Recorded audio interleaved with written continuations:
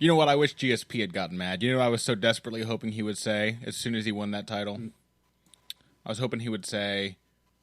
I knew he wouldn't, but I was hoping he would take the mic and go, "Ooh, is left hook Larry now beach?" or something along those lines. Or something to the effect of, "I'd like to take this opportunity to apologize to absolutely nobody." Could we make that our opening? Yeah, why the fuck not?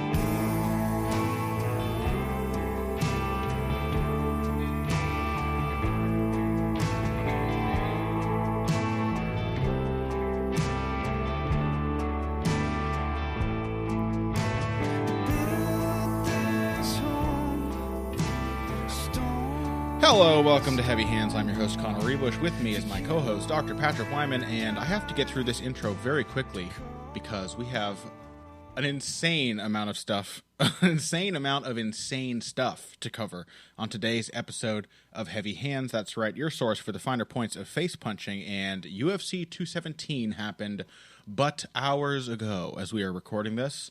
Just over the weekend, and probably, I imagine, blew Pat's mind as much as it blew mine, especially the top three fights. First time in UFC history that three champions have lost their belts all on the same night. I mean, I'm feeling like Chris Weidman when they threw it to him right when the event was finished on Fox Sports 1. Like, I don't really know what to say, just in terms of the excitement of it. Like, it was just insane. It was bananas. Yeah. So I did not get to watch this live. I was at a wedding in White Plains, New York. I was actually in New York State, not far from Madison Square Garden, but did not get to watch this live. So I could only see things happening on Twitter, and it was just like, I mean, I could sense the nuttiness of the whole thing happening even that far away. Like, my God. I already know. I mean, imagine how many listeners we're going to lose for this one, Pat. We got 5 of the 6 fights we broke down wrong. Well, look, I mean, I was actually thinking about that and how wrong we were, because we were very wrong on a whole lot of different fronts here. But I think, like, when you're this wrong about this many things, then it gives you an opportunity to see exactly how and what constitutes variability in a fight. Like, what exactly did we get wrong? I think I think that's not actually a bad place to start. What were our assumptions that were incorrect? Knowing what you know now, would you necessarily pick the fights differently? To what extent? Because the outcome is just a thing. Mm-hmm. If you were to run these fights over and over and over again, you're going to get a range of potential outcomes.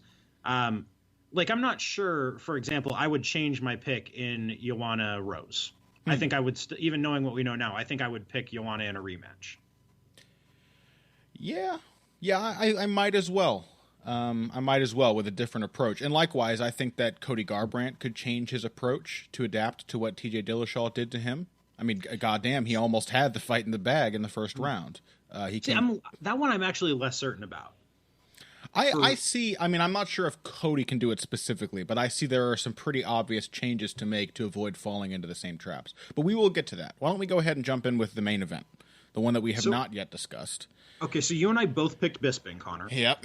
Why did we both pick Bisping? We both picked Bisping largely, I think, because we feared that after 4 years, 4 years which had been preceded by 3 fights in which GSP took more shots than in any other fight of his career, in all 3 of those, in which he looked noticeably slower, that age had already come for him, and that having waited 4 years out, no matter whether he was training and staying in the gym or not, that he would not be sharp enough to hang with Bisping, and that he would not be strong enough to throw Bisping around, especially with the loss of his explosiveness. And I think he has lost some explosiveness. I guess we didn't give GSP enough credit for changing up his style, or enough credit for being able to change up his style, because he really did come into this fight with a different approach than he took in his prime. And it worked. Yeah, so we got a couple of comments to the effect of, well, how could you guys not have known GSP was training during his time away? We knew he was training during his time away. Of course. But training is not a fight camp. No. And training doesn't even imply sparring. Training could be just gymnastics. Yeah, I mean, and even training training in a fight camp is not necessarily the same thing as having fights. Like, I will always remember Eve Edwards talking about how great his camp went before the last fight of his career. I interviewed Eve right after he retired, right after he announced that he retired, like the day after. And he said, look, I was in this camp. I was wailing on dudes. I was doing great in sparring against young prime fighters at ATT. I was on my game. I was sharp. And then I just didn't have it anymore. Yeah. So all of these things are different. And I think that we could see the results in the cage the last few times out had not, like, he had won those fights. Whatever y'all thought of the Hendricks fight, he had gotten his hand raised at the end of them. He had not looked bad, but he did not look the same. Yes. And I think we were afraid that if you continued to draw, or you followed where that line led, it would not be to a good place. Yeah. Honestly, I think I'm not at all, being a massive GSP fan, I'm not at all upset that I got that wrong, because it's so nice to know that in the case of a fighter like GSP, I mean, let's be honest, he beat Michael Bisping. I don't want to see him fight Robert Whittaker, and I think many, many people, even those who thought he would win this fight, would join me in that please do not fight the elite crop at 185. But it's nice to see that GSP's style can quite noticeably change, can clearly change, and yet he can change with it. The first thing that stood out to me, we may as well dive into the fight itself. The first thing that stood out to me is that GSP was standing in a balanced and sometimes even rear-oriented striker stance. He did not come out low with all of his weight in his front foot, ready to power jab or shoot. He came out sort of bouncing around, using his footwork, and sort of fencing with a less powerful jab than we used to see from GSP from outside. Still quick, but more of a boxer's jab, more of a typical classic jab, if you will. The first thing I noticed is that he was in there to outbox Michael Bisping, and he was able to do that pretty damn effectively, I would say, at least until his gas tank started to fail. And so, do you think his gas tank started to fail? Because I saw people talking about this on Twitter during the fight. I was following, feverishly refreshing my feed like every 15 seconds to see what was happening. And I understand that this is the narrative. I did not really see that. I thought he looked tired, but his output did not drop. His effectiveness did not drop. Yeah, I thought it was telling in how he was absorbing shots and how he was reacting defensively, that his legs just weren't moving very quickly, and he was having to like catch himself hard when he got caught on the chin.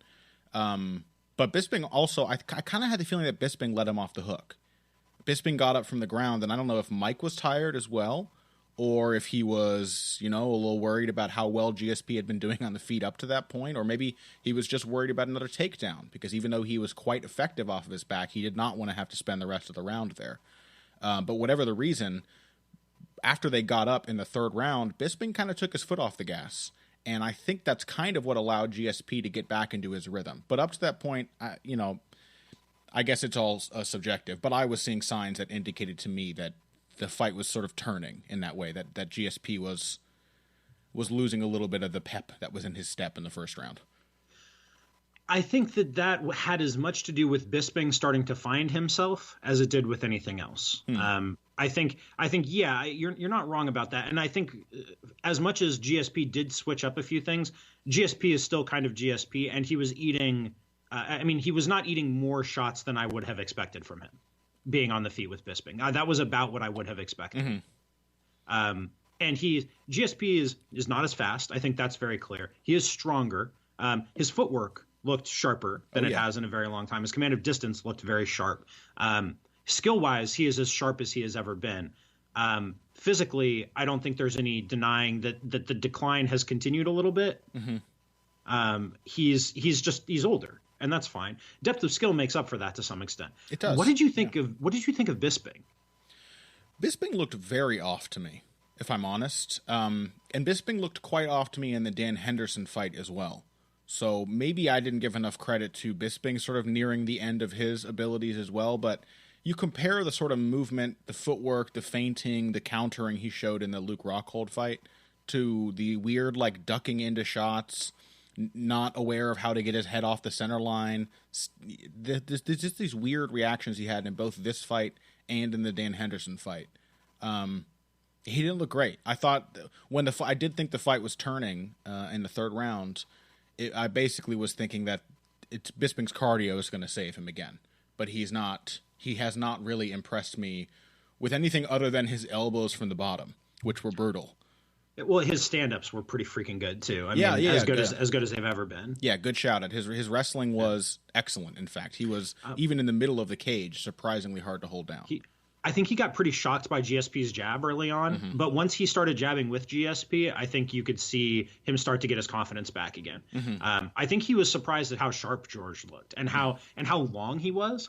Like that GSP's length is always really surprising. Like you see that he's only 5'10", he's only listed at 5'10" or whatever, but his reach is 76 inches. Yeah. That's really long. That's an exceptionally long reach. But you don't really realize what that means until GSP's jab is snapping you right between the eyes. That's a great point. Because he's hitting you, and the way he throws kicks too, he's got such long legs and such a short torso, like that he can kick you from ranges where you don't think he can kick you. Like it's very strange. He's very deceptively built. I don't think this is something that we've ever appreciated enough about GSP, is just how odd his physical dimensions are. He's like a French Canadian 5'10" kind of John Jones type of thing, with the way that he hits you from ranges where you don't think he can quite reach you. A French Canadian orangutan with his weirdly long arms. Yeah, I mean that's which I actually think is kind of the ideal body type for MMA. I don't think you really want to be that tall relative to your competition, but you want to have really long limbs. That's very helpful for you. Yeah, I thought this takes nothing away from GSP. I want to make this as clear as humanly possible. I think part of it was he put Bisping off. Yes. With the effectiveness of the jab, the slightly different approach. I don't think Bisping expected overhands from him. The spinning kicks, I think, surprised Bisping. I think GSP's raw strength surprised Bisping too when they tied up. There was one takedown where maybe I'm a fool here, but Daniel Cormier said, "Look at the finish on that," and I was like, it kind of just looked like GSP powered him to the ground to me. And then the one takedown, he broke the thong strap on Bisping's steel cup, because he grabbed the back of his shorts so hard as Bisping tried to stand up that it snapped the string that was keeping his cup on. See, that's vintage GSP right there. People have always like in recent years, because GSP has become such a white knight type of figure, people have forgotten that he's always been a little dirty. Well, you got to be dirty, man. He's the GOAT. You know, he's the GOAT in both regular MMA and Dundasso. You and I have talked about nice shout to friend of the show Chad Dundas there, but you and I have talked about this before. The extent to which all truly great fighters have more than a little dirty in them. Yeah, like that is a necessary component. In fact, that's a thing that I look for in scouting younger fighters: is do they have the nasty in them? Yeah. Are they willing to kind of do anything to win? Obviously, that can go awry. You can have in the case of somebody like Curtis Blades, who just blatantly tries to kick someone in the face while their hands are on the ground. And that speaks to a sort of lack of control. But I think what really stands out to me with elite fighters is not only their willingness to cheat, but their knowledge of how to cheat in the right ways, how to cheat without getting caught, how to cheat in a way that it will have only when it will have a material impact on the outcome of the fight. You know, it's understanding like how to strategically be dirty. And GSP, along with fighters like Jose Aldo, like Ruebusch and Jedrzejczyk, absolutely has that. Yeah, absolutely. So I thought the going to the high crotch instead of the double was an interesting adjustment from GSP, but I think it speaks to his awareness of the ways in which he's not the fighter he used to be, which is really what impressed me about his approach here. Just to kind of put a kind of a bow on the whole thing, or like some sort of guiding principle. I think GSP knows he's not the dude that he used to be. Yeah, that's the biggest thing, is that GSP was not trying to be classic GSP. That's why he won this fight, I think. He came out, he was, throwing combinations. He's still really like a 2-punch at a time max kind of fighter, but I think due to that stance switch up, due to sort of giving up on the idea of being this explosive penetration step fighter, he brought his feet with him better than I've pretty much ever seen. And as a result, those overhand rights were really landing. And so too did the left hook after the right hand to the body that put Bisping down, because GSP was bringing his feet into the pocket with him, particularly his back foot, which used to like hang out 6 feet away while his jab was landing. So yeah, the man is improving according to what his body will let him do. How can you hate on that, right? Yeah, no, I think you really summed it up. I mean, like the switch to the high crotch is a great example of that. Like he's like, okay, I'm obviously not going to be blasting dudes off their feet in the middle of the cages, but I am stronger. How do I do that? A high crotch lift is the perfect adjustment to make. Perfect adjustment, right? Because you don't have to be as explosive to get in on a single. If your technique is good, then you can step in, get the high crotch, and then if you're strong enough, you can finish with the lift, right? That is a brilliant fucking adjustment to not having that same kind of explosiveness anymore. And it's got to be said, while we lamented the loss of GSP's explosive shot, we probably also did not give enough credit to his chain wrestling, which has been quite good for quite some time. Like GSP is a really strong grappler, a really strong wrestler. He's just really well-rounded. It's just that I think it's easy to assume that what you see in his game is all that he's capable of because it is such a minimalist game, and that's not the case. He is a diverse and well-rounded fighter who can adapt, and he adapted brilliantly here, even to a not at his peak maybe Michael Bisping. He really did adapt brilliantly, and it was fucking amazing to see GSP win a meaningless middleweight title. I don't care. It was amazing to see him come back and get it done.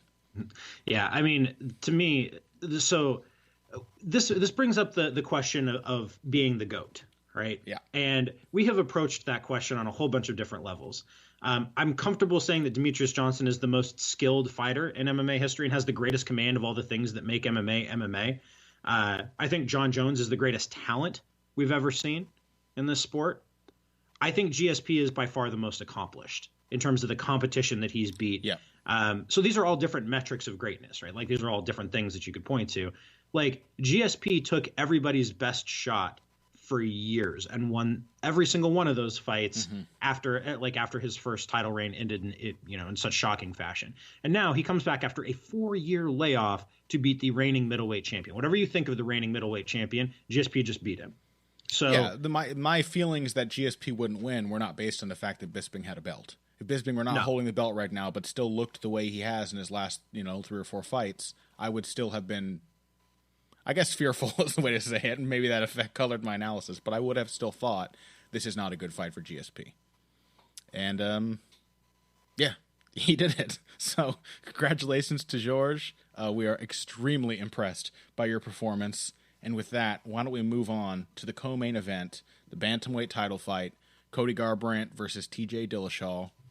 Another champion losing his belt. As I've already spoiled it, all 3 of the champs who fought on this card lost their belts. This one in somewhat more dramatic fashion because Dillashaw was a little lucky to get out of the first round. Not that I think he was absolutely done for, but he was definitely fortunate to have eaten that right hand with only 5 seconds to go. Let's talk about that first. What do you think were the dynamics of this fight in the first round? Where did you see this bout going after the end of the first? So I think that what was really clear was that Garbrandt has settled into the idea of himself as a counterpuncher. Yes, I'm glad you brought this up. Yeah, that was the approach. And Dillashaw fought him carefully, the way you want to fight a really dangerous counterpuncher. I expected Dillashaw to be a little more reckless than he was, but he fought him the way he fought Rafael Sunsao, the way he fought John Lineker, which was much more measured and careful. I think that may be the next turn we see in Dillashaw's career, is him letting go of that youthful desire to bang with people and just becoming more of a winning fighter. Yeah, exactly. I mean, I think so. It speaks to some real maturity on Dillashaw's part. It speaks to awareness of who and what he is as a fighter and what his opponent was presenting to him. I thought it was a really smart approach. With that said, the dynamic was still the one that we picked out in our lead up, right? Yeah. Was that whenever Dillashaw threw, he was going to be close enough for Garbrandt to fucking lace him. Yeah. And that is exactly what happened. The punch that Garbrandt landed on the knockdown was such a brilliant counter. Like, that was genius fucking counterpunching. Genius counterpunching. Because he didn't bite on – it was a 2-punch combination from Dillashaw. Garbrandt didn't bite on the first one. He bit on the second one. Like, he waited for the first one to sail past, knew the 2 was going to follow, and then pulled his head offline to, cross-counter the 2 instead of the 1. Like, it was brilliant. It was a brilliant punch, and it shows what Garbrandt is capable of. Like, it was a literal genius moment of counterpunching. And we knew that Garbrandt was going to get those opportunities. The question was, what would be the outcome of getting those opportunities? And the change-up for Dillashaw after surviving that first round, which, by the way, credit to him, like, that's tied with Cruz for impressiveness of getting up from a Garbrandt knockdown, because it was very similar to the right-hand counter with which Garbrandt first dropped Cruz, or when he dropped him really hard, and then somehow he got up and recovered. Dillashaw was definitely shakier on his legs than I think Cruz was, but he also got up and immediately started moving his head and creating space. So he was still there. The adjustment after that first round was to just become a kicker. And this is why I'm glad you brought up that counterpunching thing. I think that you could say that Garbrandt was too confident in his ability to react on the fly and counter Dillashaw as he attacked. He spent basically the entirety of the fight waiting for Dillashaw to lead. And so the burden became Dillashaw's to just basically decide what was the best way to lead. And Dwayne Ludwig told him, throw kicks. He even said, don't worry about setting them all up. We're just going to throw kicks, legs and body. I think the ultimate goal was, as it often is for TJ Dillashaw, to set up the head kick. Apparently, I shouted out the left high kick on last week's show, which I people were like, wow, you really called that. I mean, it was there. And also, it's like TJ's favorite move. So I can't take full credit for predicting that one. And you want to keep somebody's powerful right hand at home, throw left high kicks. Yeah, that was the main point, too. Like, you want to stop that right hand counter, kick the dude in his right hand, make him block. But I want to point out that I think the reason Dillashaw just throwing single naked kicks worked is that Garbrandt was so committed to the counter. And the kicks were not putting TJ into the range where he could be countered by a 2-3, which, as it turns out, is all Cody Garbrandt really wants to throw, is a 2-3 or some change-up, maybe a 3-2 from time to time. Because he was not stepping into range for those kicks, Garbrandt was making him miss on almost every single kick. Like, Garbrandt's footwork was taking him away from almost every low kick Dillashaw threw in that fight, which was crazy. He was so effortlessly seeing those coming and getting his legs out of the way. But he was trying to time and avoid the kicks without countering them. And so essentially, it's like that. I used to criticize a lot, like the classic Jackson Winklejohn style of fighting, where it's just switch-ups. It's like you're going to try the front kick and then the Brazilian kick, and then he's worried about that, so then you're going to try the low kick, and then you're going to try the overhand and then the takedown. And there's not really any connective tissue between these moves. It's just that if the opponent is waiting on you, you can trick him by trying things that sort of look similar but aren't. And that's what Dillashaw got away with because Dillashaw was just waiting, or because Garbrandt was just waiting on him. I really think that's why that kick got in, and what shook Garbrandt up is the fact that he spent way too much time trying to react rather than trying to make Dillashaw throw what he wanted him to throw. Yeah, that is a key point. That was my biggest takeaway from this fight. And I think it speaks to, I think we're on the same page, but we talked about Dillashaw's evolution, right? Dillashaw has gone through multiple phases of evolution as a fighter. We've seen him be kind of a wrestle grappler at first, and then turn into a striker, and then turn into an all-out, incredibly high-volume pressure fighter. And now he's kind of settling into something more sustainable over the long run, as he turns into a veteran, as he gets into the late years of his prime. Garbrandt was just an athletic puncher at first, and now he's settling into being a counter puncher. But you can't just counter. That is never enough. And when Garbrandt leads, Garbrandt is shockingly fast and shockingly powerful, and can do some serious damage. He needs to figure out how to combine his leads with his counters. He needs to find ways of drawing out, like you said, the shots that he wants to counter. He needs to be proactive about it. It's not enough, and like he's got a great jab. He throws hard kicks. Like now he just needs to find a way to put those to use strategically. Mm-hmm. Yeah, no, I agree, and I think too, like a little variety wouldn't hurt. That has been basically the main read of this fight online that I've seen, is that Dillashaw won because variety, because he can do a lot of different things, and Garbrandt likes to do mostly one kind of thing. But I would even say that even if Garbrandt were just boxing, he doesn't even have to switch phases. Like, there were several moments in this fight in which Dillashaw, almost by sheer luck, managed to avoid the right hand counter. Garbrandt's timing or distance was a little bit off, and those hands were so fast that half the time I'm convinced it was sheer luck that Dillashaw got away. But it was not luck that every time he either ate or didn't eat the right hand, that he had his right hand ready to catch the left hook that was coming after it. Because he knew that there were like 3 or 4 patterns in Garbrandt's hands that he would continually fall into. And so it made it a lot easier for Dillashaw to survive when he did get caught out or when he did expose himself to those counter punches. Yeah, that's exactly what I'm talking about here. Like, so let's just use the easiest comparison that we can think of here. Conor McGregor, right? Conor McGregor is probably the best known counterpuncher in combat sports right now.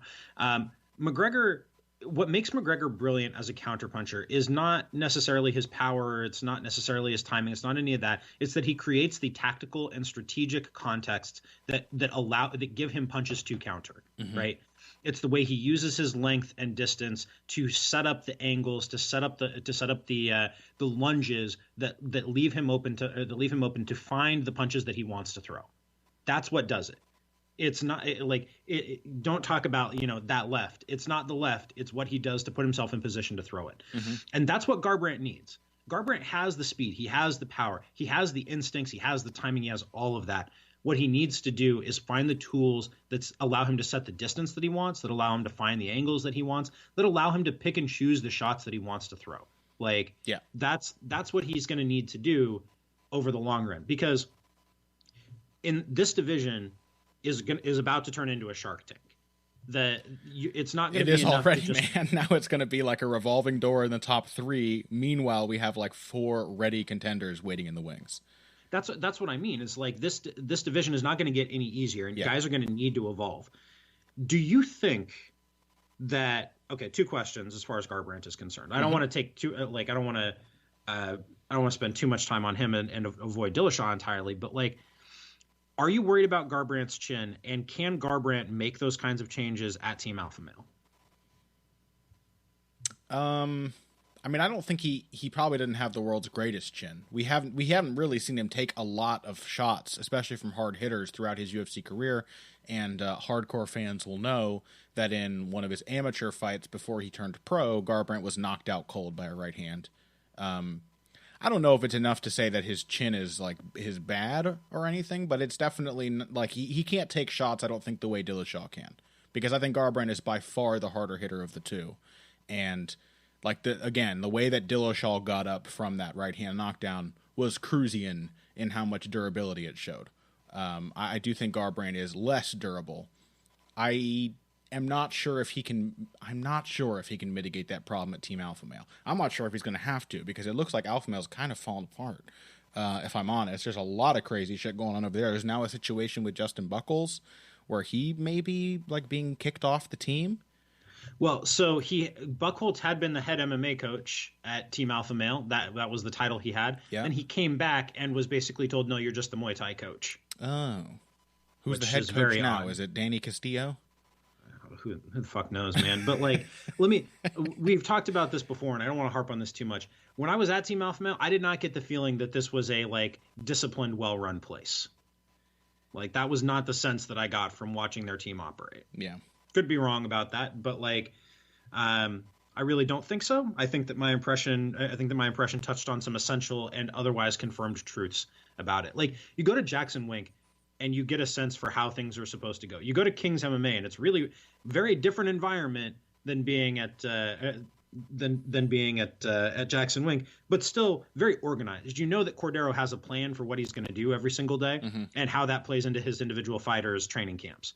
You go to TriStar and you get the sense that these people know what they're doing. They've got a plan here. There's a plan for everybody, and there's an overall plan. I did not get that feeling at Team Alpha.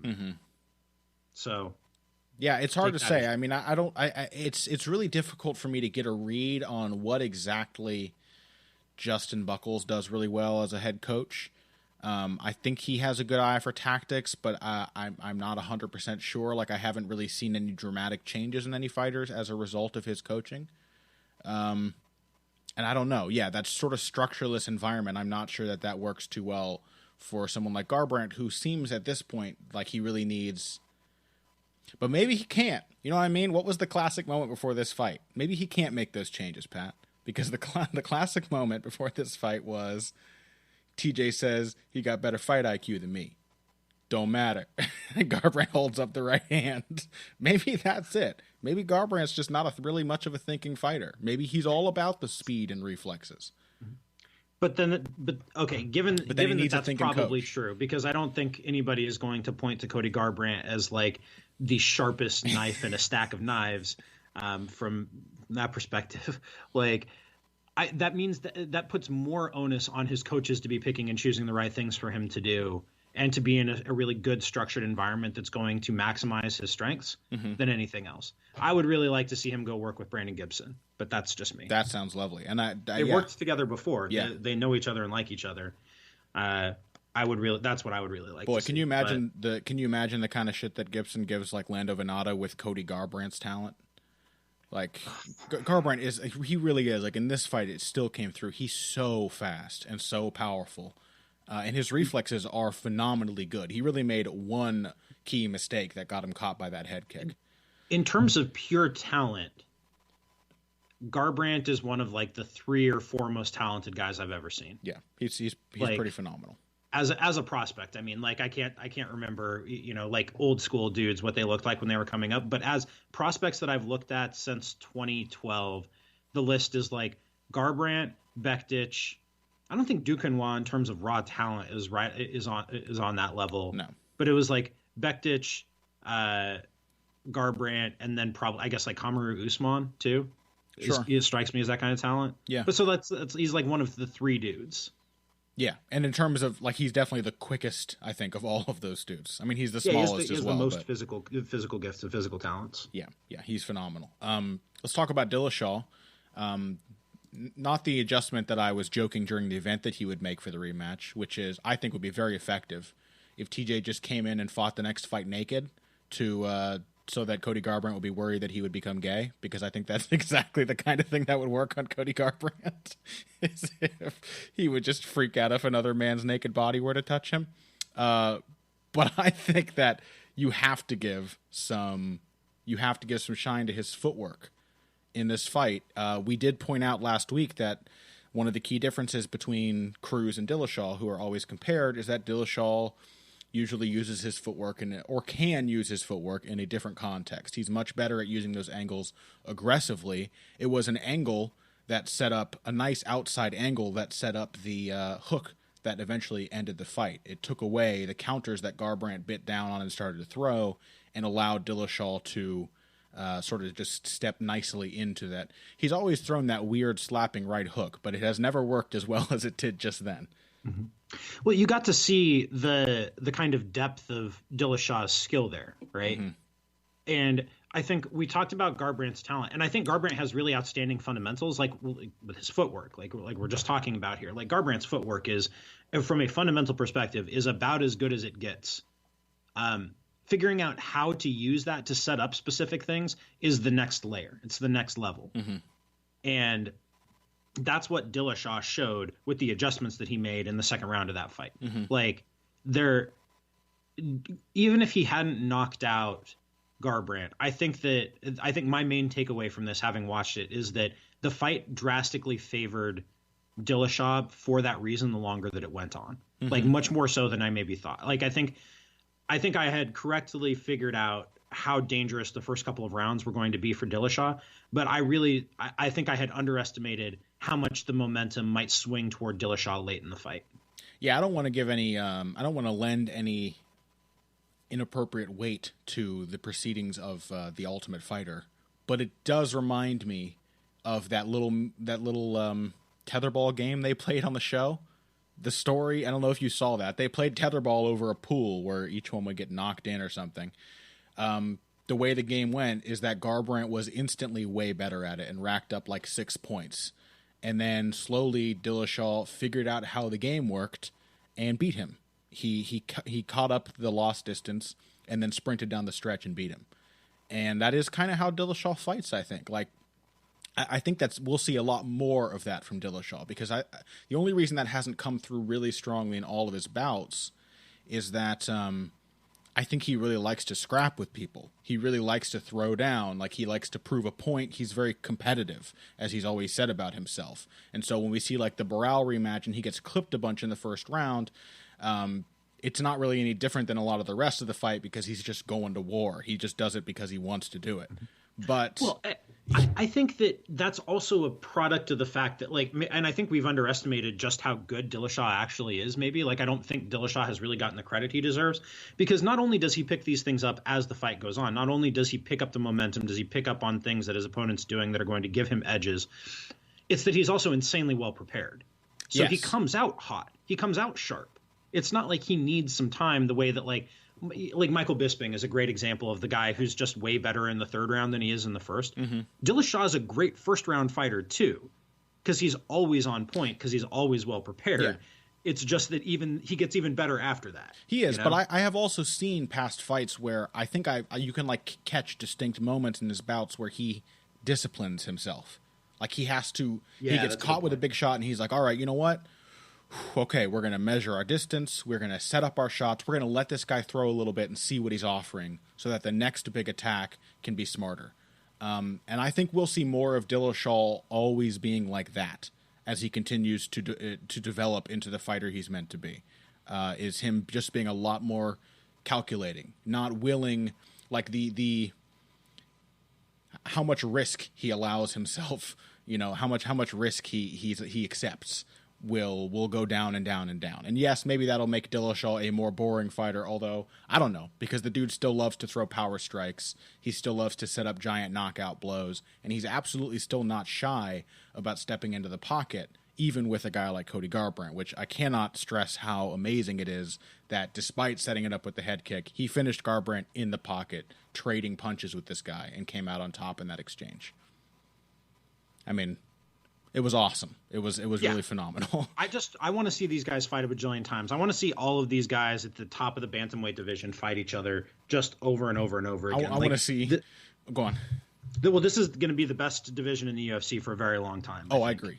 Absolutely. I want to see more of Dillashaw primally screaming in Cody Garbrandt's face as he 1,000-yard stares right through him. Yeah. Well, so think about what the top 10 of this division looks right now. Let me just read this down for you. Number 10, Tomas Almeida. Number 9, Marlon Moraes. Number 8, John Dodson. Number 7, Aljamain Sterling. Number 6, Brian Caraway. Number 5, John Lineker. Number 4, Asuncao. 3, Jimmy Rivera. Dillashaw, Cruz, Garbrandt. Garbrandt, Cruz, Dillashaw. That's the elite of this division. You put any of those guys together in any combination, and you're going to get great fights. Yeah, absolutely. Like, this is fantastic. In terms of elite talent right now, I think this and lightweight are the two best divisions in terms of just how good they look putting everything together. Yeah, and I want to say too, like I'm a really big fan of TJ Dillashaw. I have been super impressed by him ever since his fight with Mike Easton, way back when he started to turn that corner under Dwayne Ludwig's tutelage. And I do have a feeling that Dillashaw is the type of guy who, because of that well-preparedness and also just the way he thinks about fighting, is probably well suited for rematches. I don't think it's just that he improved overall that allowed him to do so much better in the Asuncao rematch, for example, than he did in the first one. I think he knew Asuncao by that point, and so he had an easy time dealing with him. He had an easier time dealing with Barao, except for the fact that I think he got a little overconfident and thought he could just knock Barao into bits in the first round. But as soon as he settled down from that, he schooled Barao as well. Even more thoroughly than he did the first time. So I'm interested to see Dillashaw rematch both Garbrandt and Cruz to see if somebody can turn that pattern around or if Dillashaw now has both of those guys figured out. I don't know. Yeah, I sincerely hope to see them both. Yeah. All right, well, let's take a quick break. When we come back, we are going to talk about the other title fight, the other belt that changed hands on this card. Joanna Jedrzejczyk was knocked out in the first round by Rose Namajunas, something that essentially no one but probably Rose herself saw coming. And we're going to talk about that. Then we're going to move on to the rest of UFC 217 before giving our preview for Poirier versus Pettis and the rest of next week's Fight Night card after this break. Hey everybody, thanks for listening to this week's Heavy Hands. If you like what you hear, please consider pledging to support the podcast on Patreon. Patreon is basically continuous crowdfunding. You sign up to contribute a certain amount per month to help us with production costs and the like, and in return you get rewards ranging from a mention on the Heavy Hands website to a question or topic of your choice being discussed on the show.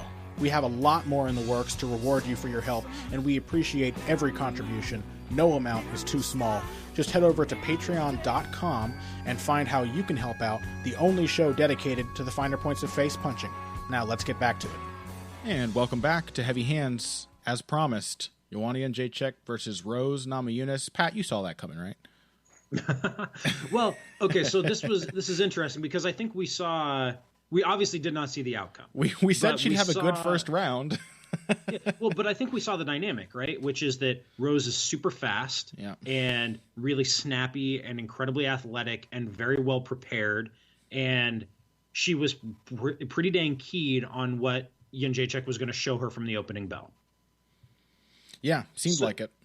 Yeah, and she took advantage of that. She absolutely made the most of the opportunities that she had.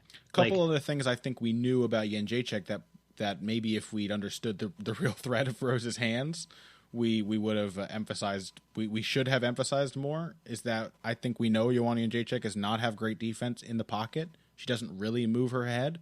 Her defense is her footwork and her distance. And somebody who could quickly collapse that distance with accurate hand strikes messed her up. I mean, she really could not see that left hook coming. I think both of us thought that even if a shot like that were to land, she would eventually start to see it coming. And I think if she'd survived that first round, she probably would have. I think Jedrzejczyk is a very good adaptive fighter. When Jessica Andrade caught her with a big left hook in the first round, it didn't happen again the same way in any of the other 4 rounds of the fight. Yeah, I think we knew what the basic dynamic of this fight was going to be, and you just pointed to it. I think things that we did not see in the spirit of what we've talked about is how fast Rose's hands are, how much her hands are improving every single fight, because they looked better in this fight than they did in the last one. They looked better in that fight than they did in the one before. They looked better in that one than they had in the one before that. The extent to which she's making fundamental improvements as a counterpuncher, she's picking and choosing better shots. Her jab is great. She's really long and really fast also. Really nice. All of that helps. Really nice footwork to get that left hook to target as well. She shifted on basically every single one of those that she threw, where she would kind of load up the left shoulder at a range, I think, where Joanna thought she could not land the left hook. And so I think Joanna was looking for that right hand. Cormier kept calling it a feint left hook. But a few of those did not. The first knockdown, Rose threw away a right hand and then came with the left.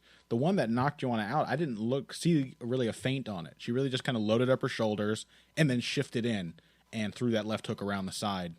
Joanna just didn't react in time. Like, she didn't see the shot coming. That much is clear. That's what I think we did see coming, was how fast Rose is, and that there's an adjustment period for everybody that she fights. Yeah. It always takes time for opponents to adjust to Rose. But the dynamic is that opponents do adjust to her. Opponents do figure out her speed. They do figure out her length.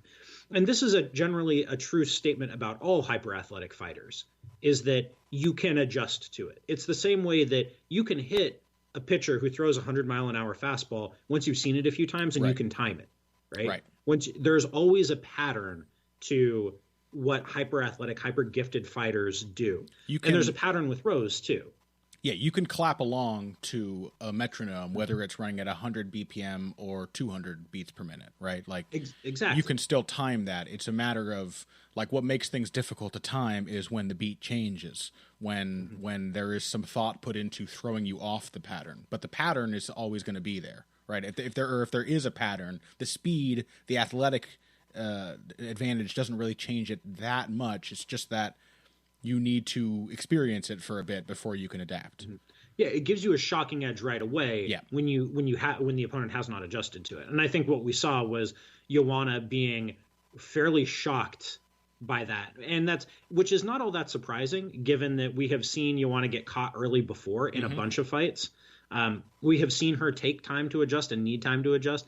And when you combine that with an increasingly powerful puncher who is showing you things real fast, real sharp at the very beginning of the fight, when you yourself do not have great defense, when you're not like a sharp defensive fighter right out of the gate, all of this created kind of a perfect storm to lead to this outcome. How did you feel about Joanna's tactics before the knockout, before even the knockdown? It was exactly what I expected from her. Really? And I don't think that that's going to change. I was a little surprised that she was winging counter combos the way she was. That every time Rose stepped in, she would plant her feet. And I mean, like I saw her do that in past fights. Like I knew it was something that she did do, where her form, she kind of becomes Amir Khan when she just wants to use hand speed alone to kind of throw you off and scare you out of the pocket or whatever. But I kind of thought since the Andrade fight, since the Kovalevich fight before that, she was going to be a lot more committed to pot-shotting, setting up strikes from range, and using her footwork to create the angles for those strikes. I was a little surprised that she was just planting her feet and throwing like 6 sloppy punches at a time. Well, she did start to make that adjustment just before the knockout, right? Mike Brown was calling for it. He was like, throw long punches, and that is exactly when she got knocked out. Did you see right before the finish, Joanna had tried to draw Rose onto a backstepping 2-3? No, I didn't catch that. So that was the adjustment that Joanna was starting to make. Oh, but she did catch her with real bad on it. She did catch her with a couple right hands coming in. Mm-hmm. But even it doesn't seem like a great strategic decision to me, because I think the backstepping ones were. I think she probably thought that she could scare Rose off, and she thought this girl does not throw the kind of heat that I throw. She doesn't have the length that I have, and I can get her off real quick. I think that she figured that out after the first knock. She figured out that was not great after the first knockdown. Tried to go to a more footwork oriented backstepping plan, but by the time she did, like, she just got caught with that shot, and that was kind of it. Mm-hmm. Yeah, and I think she was starting to make the adjustment. Yeah, I think so too, and I have no doubt that she would have continued to adjust. I do have more questions about how well Namajunas might be able to adjust now, having seen the way she approached this fight. Having talked so much about her sort of composure and her emotional state in her bouts, I think we're probably more or less past the point where Namajunas is noticeably susceptible to getting inside her own head, where, like, we saw the first sign of that, I think, in her fight with Paige Van Zandt. She, earlier in her career, okay, so here's the track for me. Carla Esparza fight. Rose Namajunas has her way with Carla Esparza, more or less. She's getting to do what she wants to do and sort of exhausts herself by missing on a bunch of crazy shit. Counter that with the Paige Van Zandt fight, in which younger Rose Namajunas might have been frustrated by not being able to get the first 4 submissions she locks in. But this version of Rose is mature enough to know that she's still in control, so everything's fine. I think we saw that again in this fight. Rose was in control. She was not going to beat herself in that way, that it would have had to come down to Joanna to adjust, to put that fear in Rose. I still don't know if Rose Namajunas has it in her to, like, not collapse when an opponent effectively fights back and puts the pressure back on her after suffering a bad first round. Because the Karolina Kovalevich fight was not that long ago, and that's precisely what happened in that fight. It's kind of how I expected this fight to go, like just a bigger version of that bout, except that Rose had a much bigger first round in this fight than she did in that one. Yeah, it's easy to forget that Rose is still a young fighter. She's still really young, and she's still young in her career, and she's still making big improvements in her game from fight to fight. She's what has never been in doubt, or should never have been in doubt, is how talented she is. Mm-hmm. Like, she got shoved into some real tough, high-profile situations way too early in her career. Oh yeah, and it should not be surprising to us that she struggled in some spots. It is a testament to how good her coaching is and to how strong mentally she is that she has gotten herself back on track after that and has shown, like, she's basically shown nothing but improvement, Like, she did not collapse as badly against Karolina Kovalevich as she had against Carla Esparza. No. She still hung in there. She definitely didn't fall apart. Yeah. Yeah. And so what we will probably see is not like a switch flipping to where Rose becomes like an unbreakable 5-round fighter who just gets better and better and better and better over time, but where the lows aren't as low. Mm-hmm. And where, psychologically speaking, instead of her immediately going to the worst possible place, she goes to increasingly not as bad places. Yeah, that makes sense. That's my guess. That's my bet. But what do you want to do? What would you do in this division after this? Do you want to see an immediate rematch? Do you want to see Rose fight somebody else? Do you want to see Joanna go up to 125 and kind of clear out a logjam? What do you think is the right way to approach this now? That's a very good question. Part of me would like to see the rematch, which we have often gotten when a really dominant champ loses in very surprising fashion. But, I mean, I can understand some people will object to that because, you know, she got finished in the first round. Why should we have a rematch? Also, the fan of Jedrzejczyk and me would kind of like to see her get another win over a contender first. I don't think it's necessarily the worst thing in the world for her to be back in the contenders mix to give her a chance to sort out the problems she faced against Namajunas, to sharpen up her distance management and her head movement and her blocks and parries inside. Like, she really does need to have a more keyed in defensive reactions in the pocket. But I don't know. Like, here's the crazy thing, right? Like, Rose Namajunas wins this fight. Who's she going to fight next? Jessica Andrade? Because I think Jessica Andrade might destroy her. Like, if we are still looking at Namajunas still having difficulty with fighters who pressure her and put a pace on her and don't give her a moment to think and run her mantra through her head as she fights, then Andrade is like a nightmare matchup for her in that sense. So I kind of want to know if Namajunas can beat Andrade. Like, it would be incredibly impressive to me if she beat Jedrzejczyk this way and then fought Andrade, who I would have said beforehand is the worst matchup for her. Yeah. I mean, I think I would probably like to see an immediate rematch just because, I don't know, whenever I see a first round knockout of a dominant champion, I want to see him run it back. Mm-hmm. Like, I wanted to see the rematch between Weidman and Anderson Silva, you know? Aldo and McGregor. Yeah, I wanted to see them run that back again. I may be in the minority in that, but like, I think if you're the champion for that long and you take everybody's best shot for that long and you put a division on the map, I think you've kind of earned the right to try to get it back if you want it back. Mm-hmm. That's just my take. But I wouldn't, I don't know. Like, this is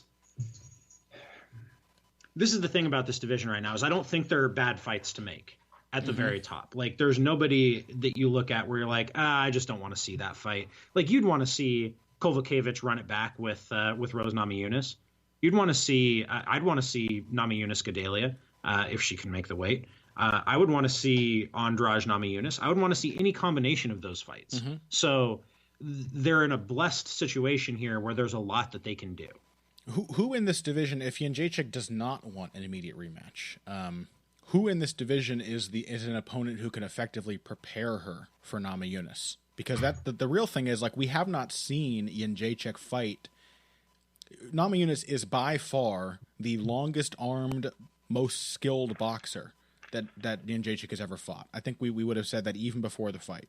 That as far as like the deftness of her boxing skills, her footwork in her hands, and her reach together, I do think that gave Jedrzejczyk some serious problems with her distance. She was coming very, very short on some jabs. This is the thing. There's nobody, and this is why Namajunas stands out so much.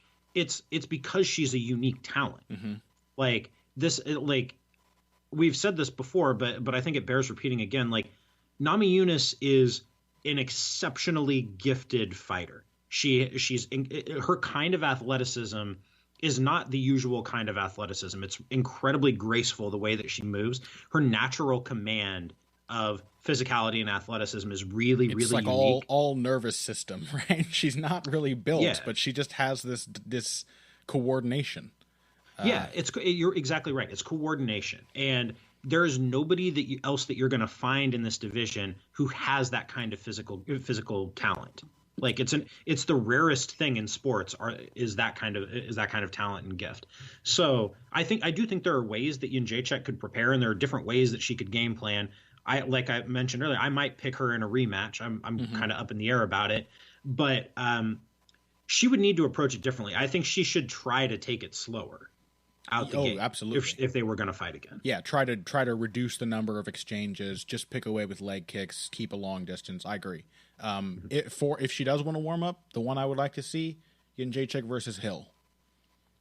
I think that would be a fun fight. I think it would be good practice for her against a rangy, skilled boxer, who she has really never fought a fighter like that in MMA before. I mean, you could even say, like, if you wanted to come up with reasons why we should have seen this coming, that like one of Jedrzejczyk's least impressive performances was her early UFC fight with Juliana Lima, where she kind of had trouble finding her range and getting much progress going.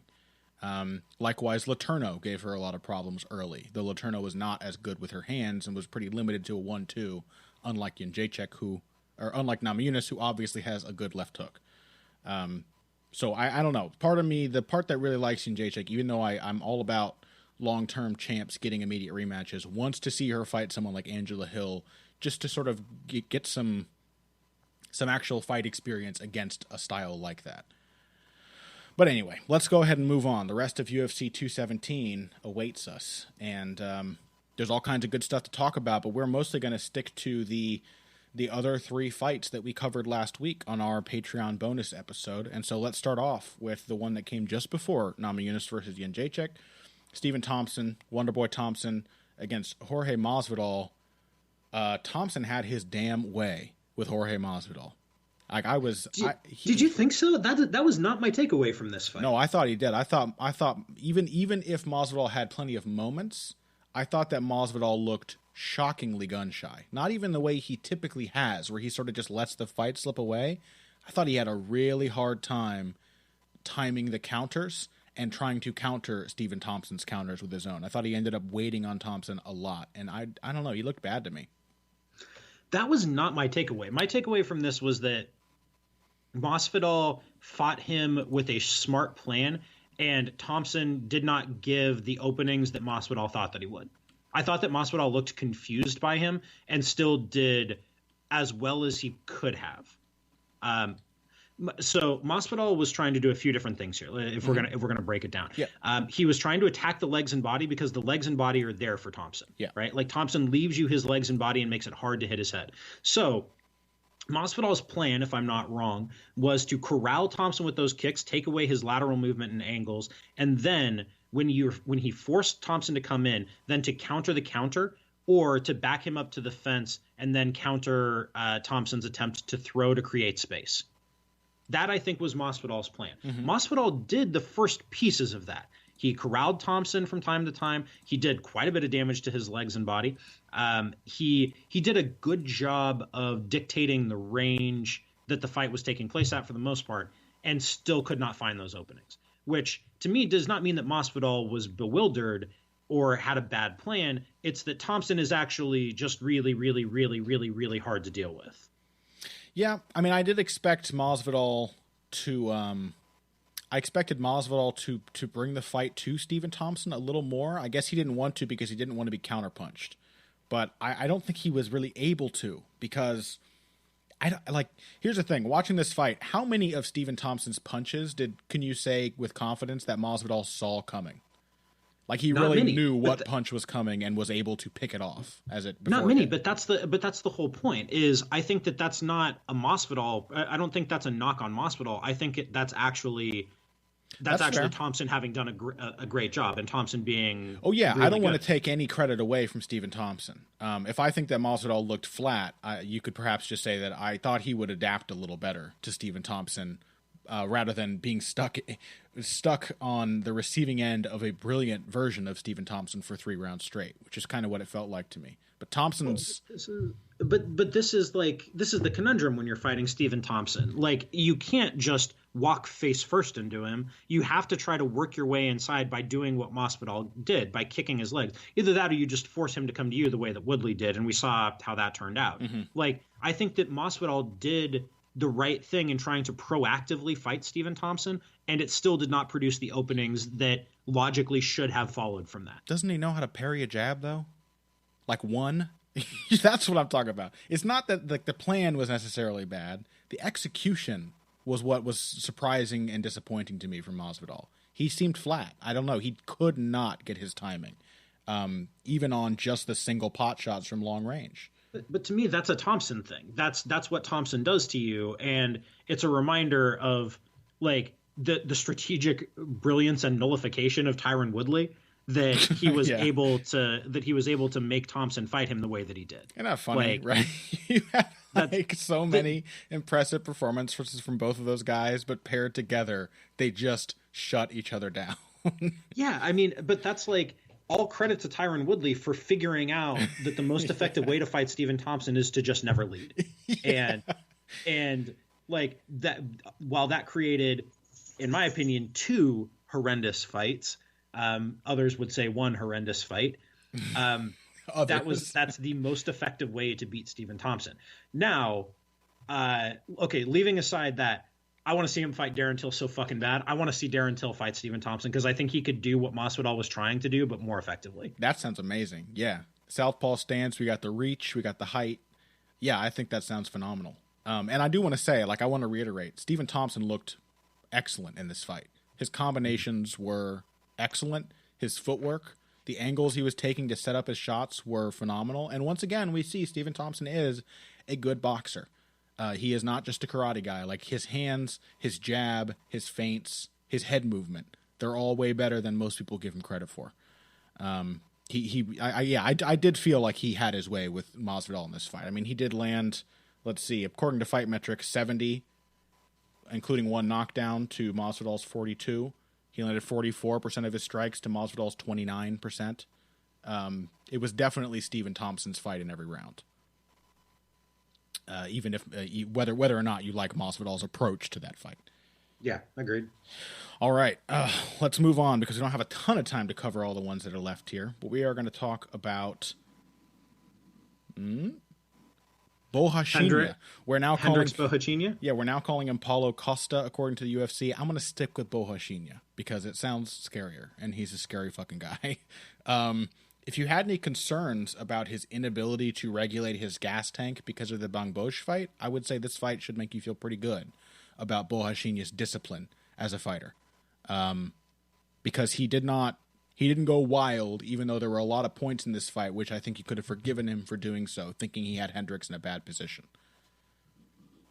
Yeah, I thought that it was really, really, really an impressive performance from him. And I thought Hendricks looked better than he'd looked in a really long time.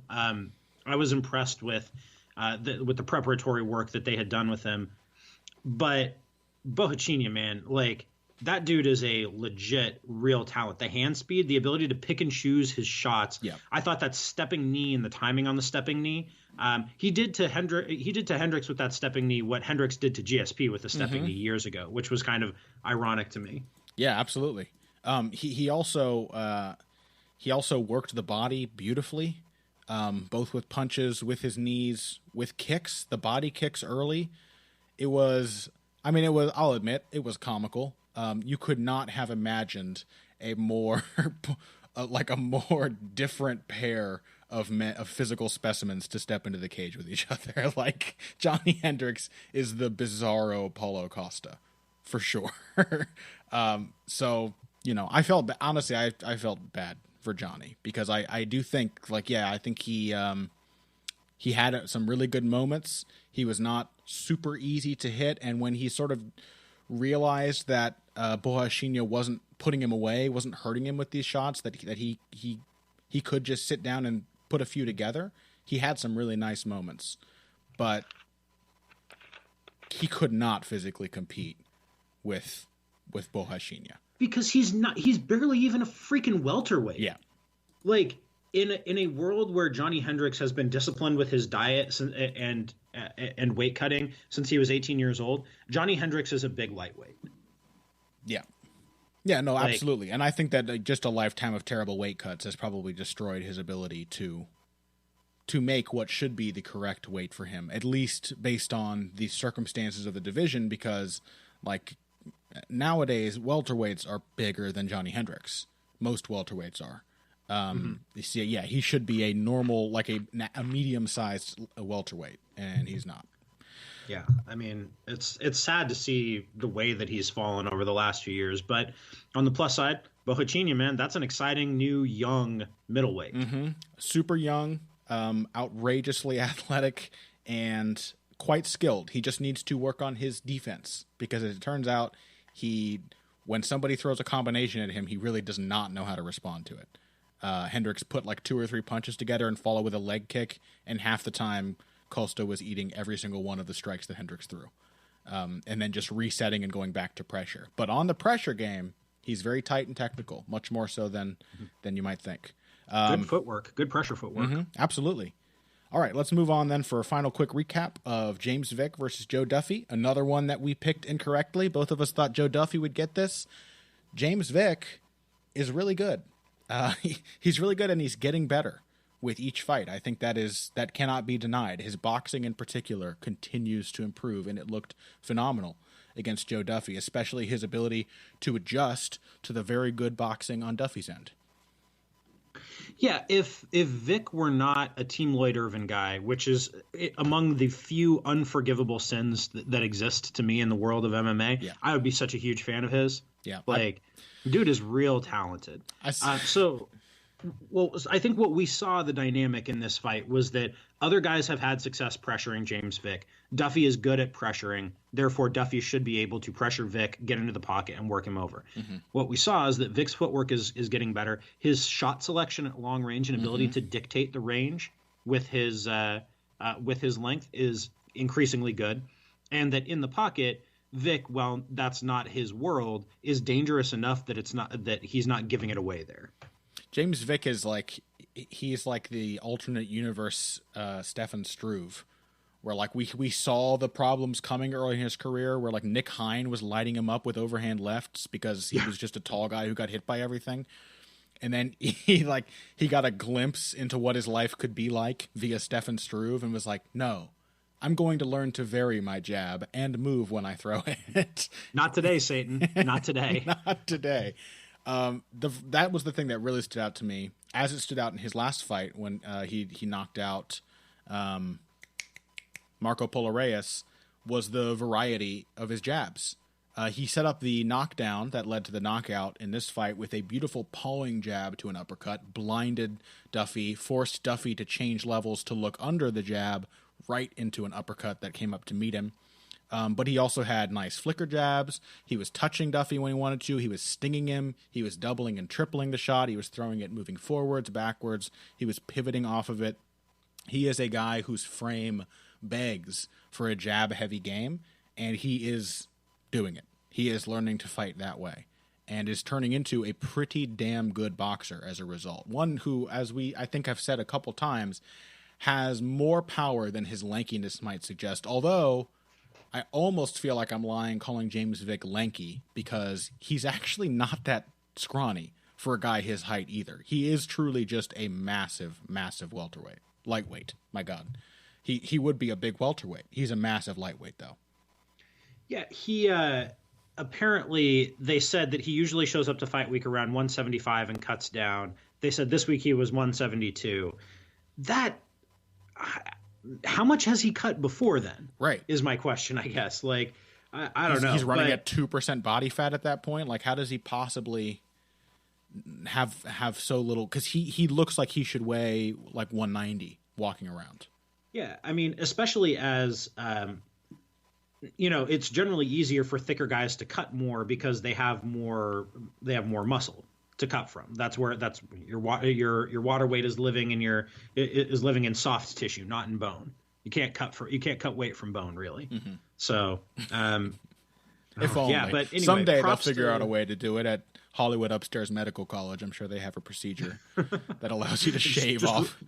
Just removing bone marrow. Yeah, it's the marrow that makes the bones so heavy. If they were hollow like bird bones, we could make weight. Jesus Christ! Don't give anybody in MMA that idea, because they might follow through on it. Yeah. All right, James Vick, man, climbing the ranks. Would be really easy to root for a fighter that good, if only he weren't Team Lloyd Irvin. But we will, of course, shamelessly continue to be impressed by his athletic performances in the cage. And with that, let's take one more break. When we come back, we are going to look at next week's card, main evented by Dustin Poirier versus Anthony Pettis, and with the retirement fight of my hometown favorite, Matt Brown, in the co-main event. Financial support is fantastic, but there are other, even easier ways to support Heavy Hands. Perhaps the best is by spreading the word.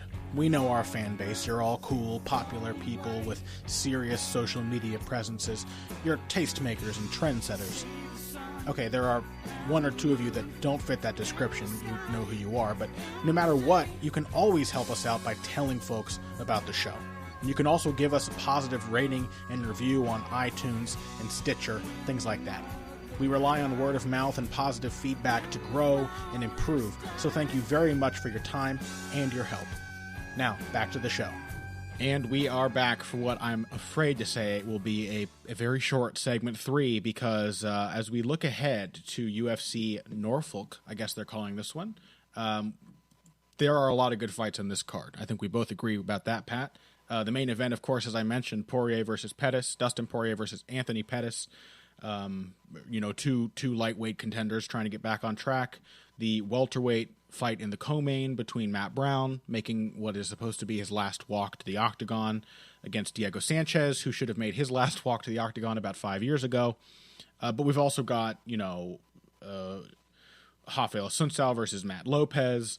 We've got Joe Lozon versus Clay Guida. We've got Angela Hill versus Nina Ansarov. We've got Court McGee versus Sean Strickland. Like, this whole card is just littered with really solid fight night type bouts that unfortunately we won't have time to talk about. We are going to cover 3 fights from this card before the event. We're going to talk about the main and co-main. We're also going to talk about the featured prelim on Fox Sports 1. That's a bantamweight fight between John Dodson and Marlon Moraes. We will talk about all 3 of those starting now. Let's kick off with the main event. Poirier versus Pettis. Overall thoughts, Pat?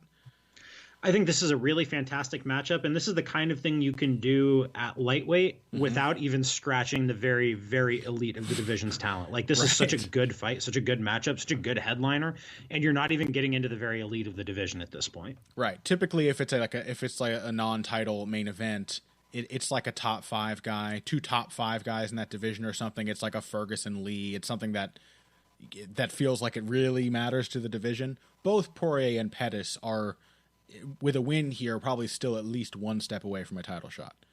At least, and quite probably more than that. But it doesn't matter, because it's a fantastic fight in a fantastically stacked division. Dustin Poirier, let's see, what was Poirier's last fight, actually? Was the no contest against Eddie Alvarez? It's been a while since that, hasn't it? No, it hasn't. That was May. That was May. That was in May. I thought that was ages ago. It's so much has happened in the UFC this year since then. Poirier looked sharp in that fight, I thought. He did get sort of drawn into a slugfest with Eddie Alvarez and did get clipped. I think it's particularly difficult to avoid that kind of fight against Eddie Alvarez. Few people can take as much punishment and keep wildly swinging for the fences the way Eddie Alvarez can. And Poirier, who has shown, steady little signs of improvement, of sort of becoming more disciplined, more technical, still did that more or less, especially in the first round of that fight, I thought. Anthony Pettis, meanwhile, had a very strong showing against Jim Miller, in which he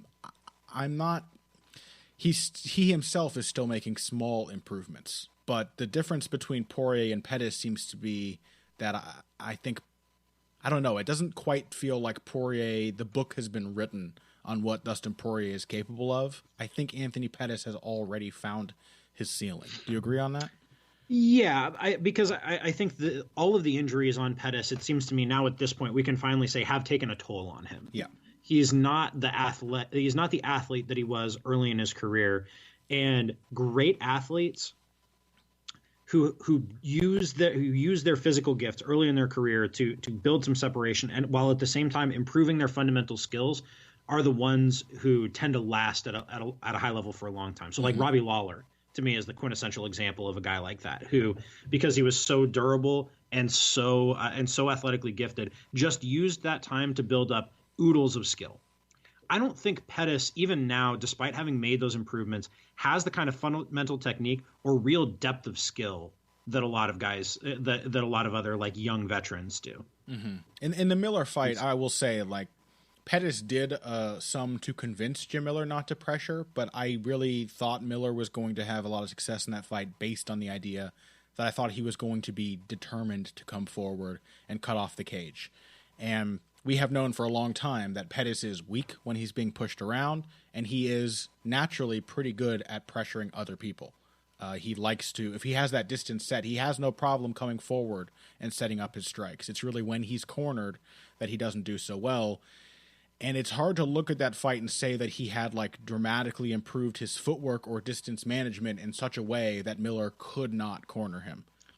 Yeah, and I think that's what we're going to find out in this fight. Is Poirier is a pretty good pressure fighter. Poirier is pretty good at getting in your face when he wants to. He's good at keeping the heat on, kicking your legs, throwing combinations, staying just close enough to where you have to deal with him, but not so close that that he's right in your face. Mm-hmm. Like he's a good pressure fighter when he wants to. Makes little angle changes in the pocket, these little stance shifts where he's like from one side to the other, sort of not to give too much praise, but Lomachenko-esque, these little quick shifting steps to attack from different openings from different sides.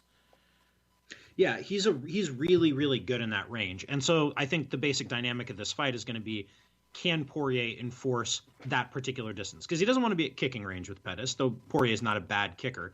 He can compete there. But he wants to be at the edge of punching distance and into the pocket. That's going to be his wheelhouse here. So does he have the footwork and the durability to do that? I think so. Yeah.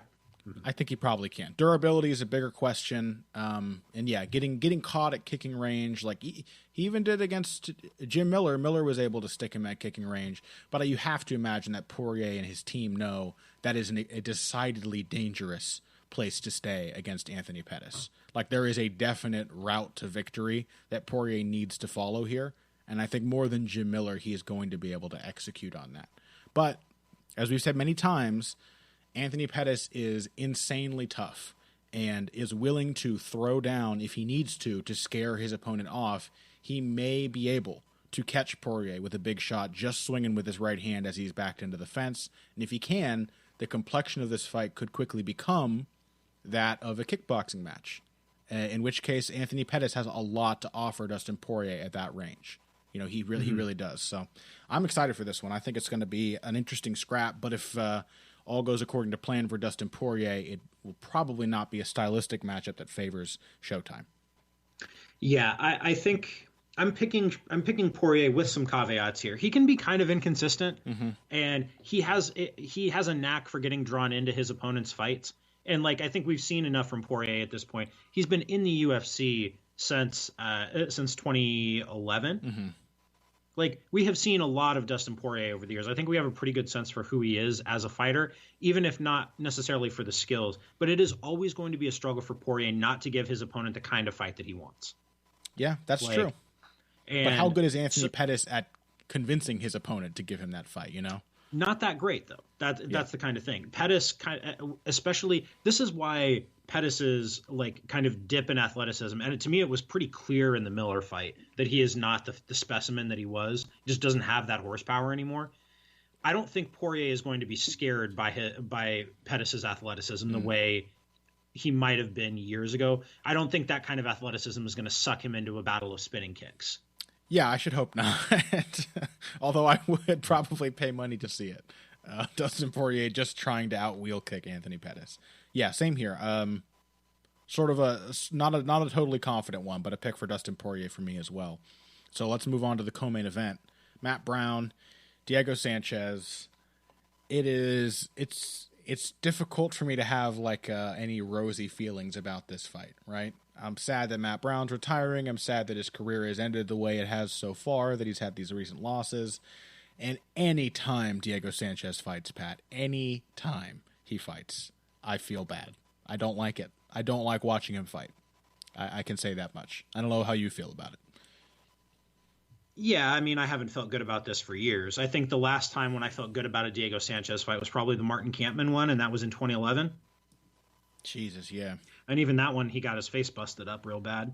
So it's insane, by the way, that Diego Sanchez has gone win-loss for his last 7 fights. He has not just been losing them all. I hope we're drawing air quotes around some of those. Yeah, still. But the Jim Miller fight, I think he deserved to win that one. It was close. Yeah, he deserved to win the held fight, too. And the Marcin held fight, yeah. Yeah. A fight again. He's not a welterweight. We've known he's not a welterweight for a long time. He's fighting a big welterweight who's going to pressure him and keep the gas on. I don't know. Brown's takedown defense is good enough, and his clinch is good enough. This strikes me as a real bad matchup for Diego. God, it's fucking welterweight too. Like, that thought didn't even cross my mind. Why, Diego? Like, what the fuck? Why do you have to fight at welterweight too? Why do you just have to add on more difficulties to this tragic end of your career? Yeah, I agree with you. Diego is just way too hittable for Matt Brown. Matt Brown, who excels at finding weird, sneaky ways around his opponent's defenses, who excels at chaining together striking attacks from different phases and different ranges. Diego Sanchez's only hope is to succinctly out-wrestle Matt Brown. And even though Sanchez still has his grappling and a good bit of his wrestling ability, he doesn't really press them as often as he should. Like, the reason he won the Marcin Held fight is that Held conceded to playing from the bottom on the ground. Held tied up with Diego even though he was beating him on the feet. He gave Diego that opportunity. And I would be very surprised if Matt Brown tied up in any way that was not a murderous tie clinch. You know what I mean? Mm-hmm. Yeah, it really seems like fairly straightforward to me. Yeah, I agree. All right, well, let's move on then to the one that is not quite so straightforward, the bantamweight fight, and the last one we want to discuss from this card, John Dodson versus Marlon Moraes. I'm pretty fascinated by this matchup, if I'm honest. John Dodson, many listeners will know, is our pick for most frustrating fighter of all time and is now moving away from that territory bit by bit. He had a very good performance against John Lineker, and I thought a very good performance against Eddie Wineland. Even though it was not super exciting, I still thought it was a fight in which Dodson showed he is thinking tactically and strategically about how he should approach his opponents, why he should approach his opponents in a certain way. He did not give Eddie Wineland any kind of the fight he needed to win. He really had his way with Eddie, even in a slow burn. And then you compare that with Marlon Moraes, who we have said is, one of the best guys outside the UFC in this division, had a somewhat disappointing performance against Rafael Assunção. Can you remind me I recall you being a little bummed by the way he approached Assunção, Pat. Yeah, I thought when you fight Rafael Assunção, you really just need to throw at him and let your shots go and not be scared off by his counters, because he's not a big enough puncher to where you should be terrified at him hitting you in the face. Yeah. Like, you just need to accept that Assunção is going to hit you and find ways to hit you and put your combinations together, get in his face, and make it happen. Like, that's the way you need to fight him.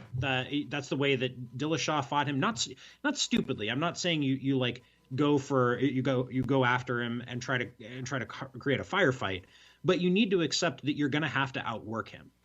Yeah, it was sort of like the advice they gave him against Garbrandt. They're like, just throw him. Just let it go, right? Sometimes you have to do that as a fighter. You just got to let the shots go. Exactly. And I was disappointed that Moraes didn't do that. Yeah. It's not like there's no shame in losing to Rafael Assunção, who's like a consensus top 5 bantamweight and has been for a long time. But it did not. It was. Yeah, I don't know. That's going to be the same dynamic here, though. John Dodson is going to hit you. He's going to hit you with some big shots, and you're just going to have to. And is also incredibly tough and durable. So you're gonna have to accept the fact that you're going to eat a few big ones in order to put yourself in position to win the fight. Dodson's also not such a terrifying counterpuncher that you need to flinch every time you throw. Yeah, but in some ways he may be just a more difficult version of Assunção, because like Assunção, Dodson will, as he showed in the Wineland fight, I think he will beat you if you fall into his pace. He's good at counterpunching. He's got remarkable speed. So even when he's not countering, he can just shock you with single shots. But also, he moves a lot more and with a lot more agility than Assunção ever has. Assunção's Assunção's biggest weakness is probably the fact that he's kind of flat-footed and is sort of easy to outmaneuver, which Dillashaw obviously knew in his rematch. Moraes or Dodson's not that way. Dodson moves a lot, and he does it well and does it very quickly. So Moraes is really, really going to need to do what he didn't in the Asuncao fight, and he's going to need to do what he didn't even better than he would have then. That's kind of my feeling here. I don't think it's impossible for him. I think Dodson is absolutely a guy who could be chopped down with a heavy leg kicking game. And Dodson is absolutely a guy who could be drawn into leading and then countered with combinations ending in kicks. But Dodson has looked good lately. He has looked very collected, and he knows how to approach his opponents. And you can't say that about Marlon Moraes' fight with Rafael Asuncao. He did not approach Asuncao in what either of us would say is the correct way. So I'm kind of leaning Dodson here. Yeah. I'd like to pick Moraes. I still like Moraes, but it's essentially like in a lot of ways, it's the same stylistic matchup that bested him last time. Again, the Asuncao fight was close. Like Moraes could have gotten the win there. I don't think it would have. Am I misremembering that one? I thought it was pretty close down the stretch. It was really close, yeah. Mm-hmm. Yeah, like no one would have been outraged if Moraes had been given the decision.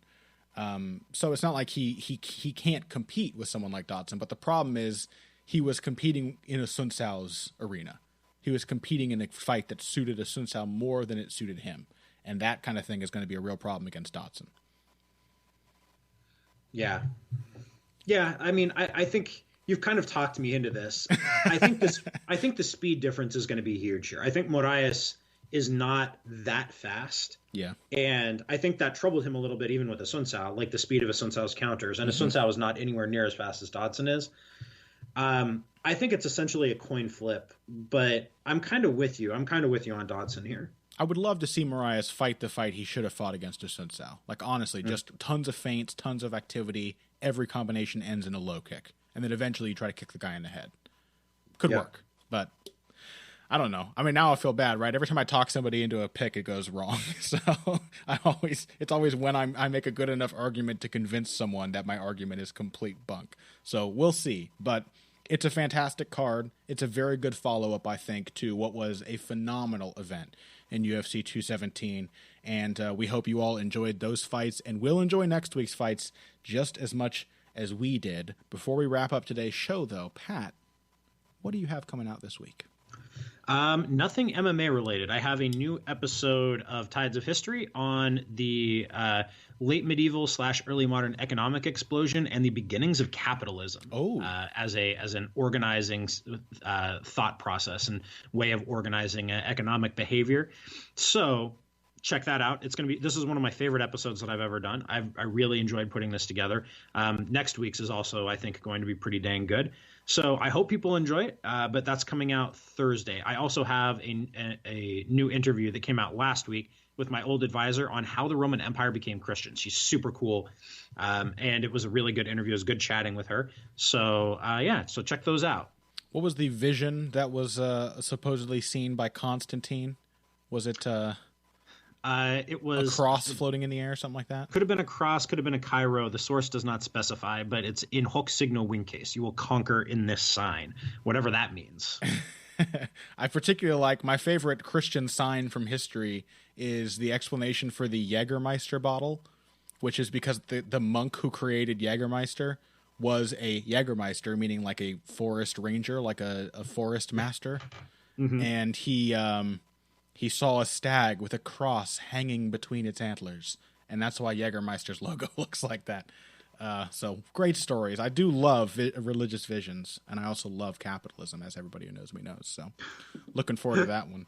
As for me, a lot of people after this event noticed that, well, we had 3 gigantic knockdowns thanks to hooks that led to the finishes of our 3 title fights. It was all about the left hook, or in the case of Dillashaw, the lead right hook. And so I'm going to do a little piece breaking down the mechanics of the hook, how the different ones were set up, and why it was such an effective punch on this night. So look for that from me this week.